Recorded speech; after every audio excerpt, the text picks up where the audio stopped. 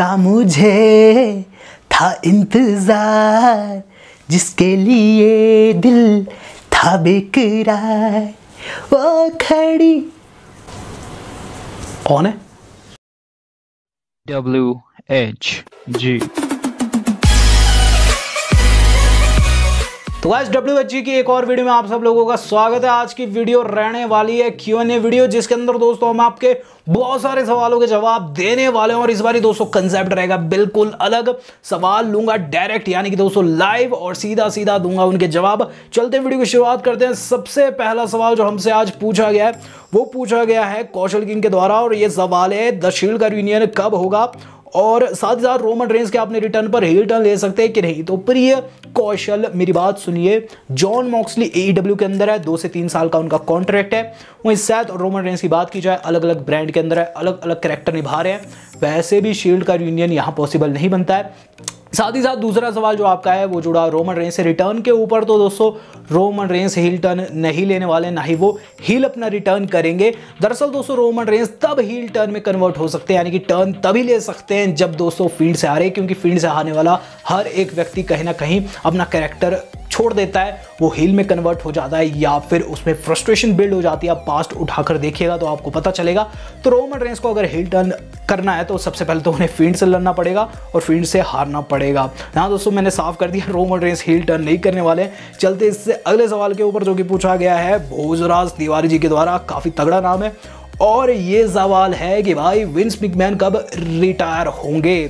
तो Vince McMahon दोस्तों school का वही प्रिंसिपल है जो कि साला कभी रिटायर ही नहीं होता। आपको याद होगा हम स्कूल टाइम में जब पढ़ते थे तो एक ना एक प्रिंसिपल ऐसा रहता ही रहता था जिसका कार्यकाल 10 साल तक का होता था, और विंस मैकमैन वही खड़ूस प्रिंसिपल है। हर कोई चाहता है WWE के अंदर कि विंस मैकमैन रिटायर हो जाए, क्योंकि अब उनसे थिंग्स ढंग से नहीं हो रही। लेकिन विंस मैकमैन है कि रिटायर होना चाहते ही नहीं, तो कैसे रिटायर हो जाए, भला मालिक कैसे रिटायर होगा।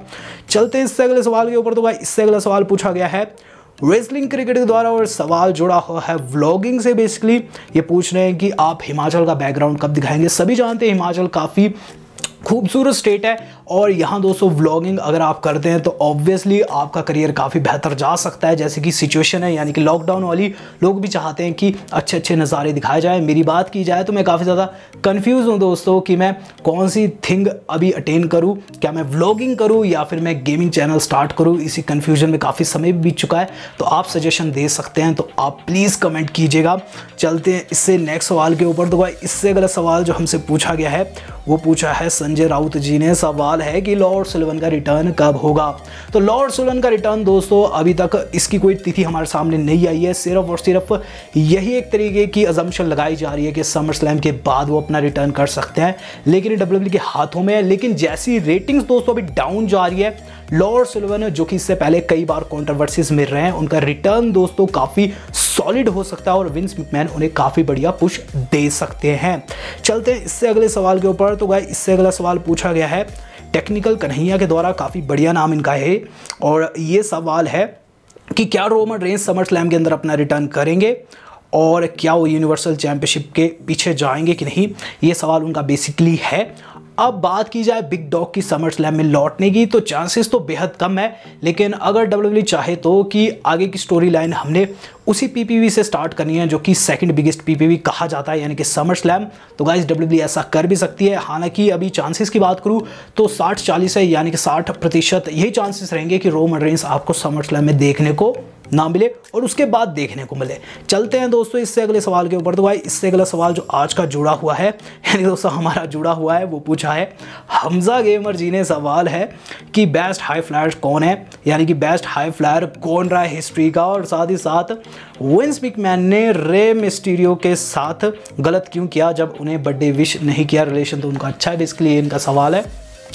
तो हमजा गेमर जी, सबसे पहले तो मैं आपके चीज़ का जवाब दे देता हूं कि मुझे कौन सा बेस्ट हाई फ्लायर लगता है हैंड्स डाउन मैं नाम लूँगा रे मिस्टीरियो का। रे मिस्टीरियो दोस्तों काफ़ी बड़े लेजेंड है, जितना मैंने उनके बारे में पढ़ा है जाना है।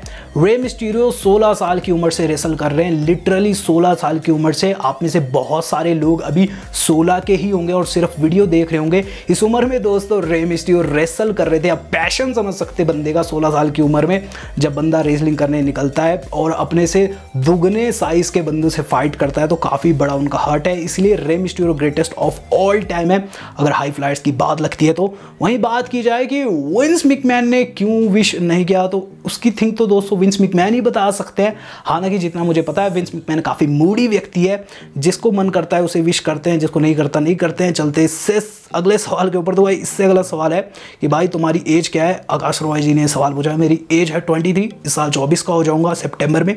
चलते नेक्स्ट सवाल के ऊपर। इससे अगला सवाल जो हमसे पूछा गया है वो पूछा गया है कि रोमन रेंस का रिटर्न कब होगा और असेंशन कहाँ है। तो अन्नू जी का सवाल है रोमन रेंस के ऊपर। तो दोस्तों मैं बता चुका। असेंशन की बात करते हैं। असेंशन को WWE वालों ने बहुत पहले रिलीज़ कर दिया है और इसीलिए वो हमें देखने को नहीं भी मिल रहे हैं। इससे अगला सवाल ले लेते हैं।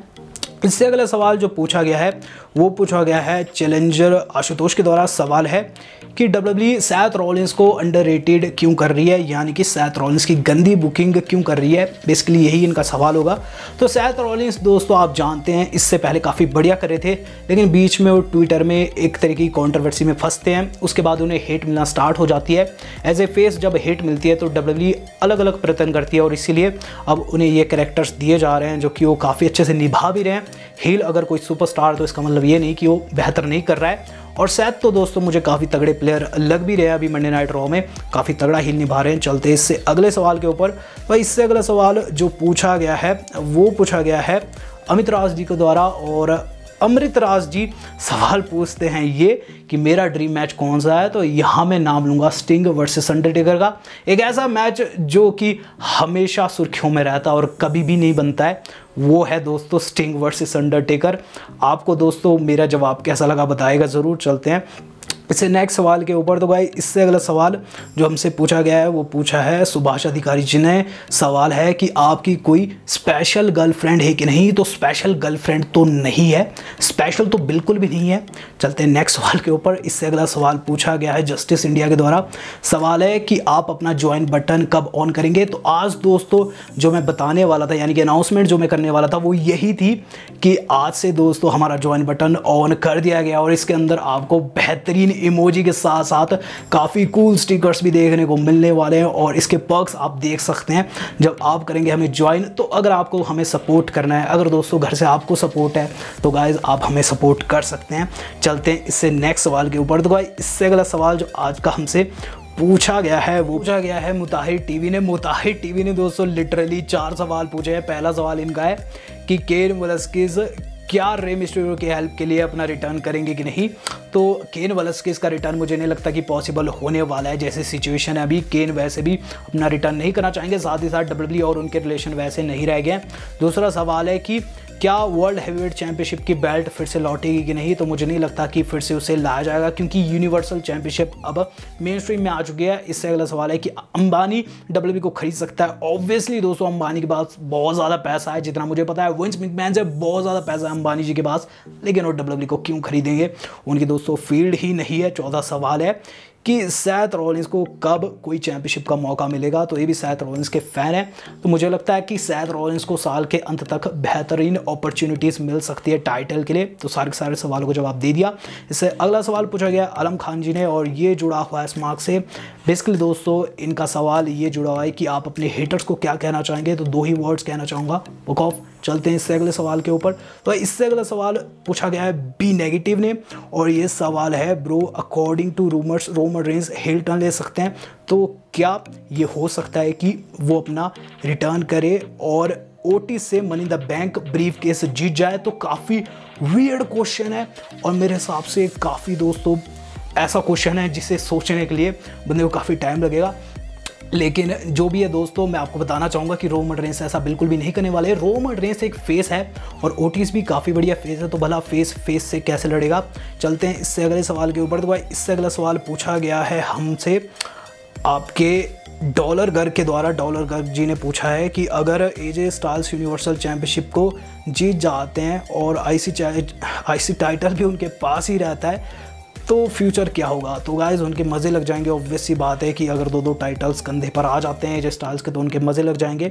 और मैं भी ये चीज़ चाहूँगा कि एजे स्टाइल्स ऐसा कुछ करे। कई ऐसे सुपरस्टार्स हुए हैं जिन्होंने ऐसा किया है। चलते हैं इससे नेक्स्ट सवाल के ऊपर।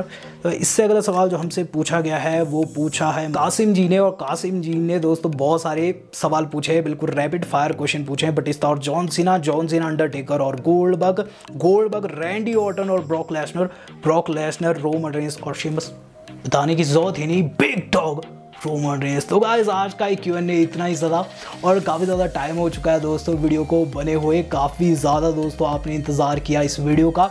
बेसिकली दोस्तों हम ऐसे Q&A आगे भी रखते आएंगे। तो अगर आपने यहाँ अपना सवाल खो दिया यानी कि मैं आपके सवाल को पिक नहीं कर पाया तो आप कमेंट बॉक्स में पूछ सकते हैं। मैं ज़्यादा से ज़्यादा सवालों के जवाब देना पसंद करूँगा। आधे घंटे में दोस्तों मैं कोशिश करूँगा कि जितने भी कमेंट्स आते हैं मैं उनका जवाब दे पाऊँ। बट गाइस आज की वीडियो इतनी थी। तो अगर आपको पसंद आई हो वीडियो को लाइक ज़रूर कीजिएगा, शेयर ज़रूर कीजिएगा। साथ ही साथ ज्वाइन का बटन हो चुका है ऑन, तो अब आप हमें ज्वाइन भी कर सकते हैं और गॉसिपियन फैमिली का हिस्सा हो सकते हैं। आज तक के लिए इतना ही, धन्यवाद, शब खैर।